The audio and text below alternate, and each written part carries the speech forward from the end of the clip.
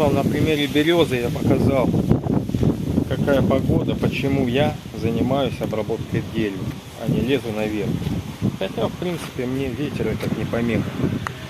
Но для того, чтобы производительность не падала, так как вы помните, вчера я целый день допоздна работал, то надо распределять как-то свои силы. И в данный момент я занимаюсь, скажем так, искусством. Сегодня 20 сентября. Работенка у меня сегодня вот такая вот. Обработка дерева. Обработка древесины. Это очень ответственный момент.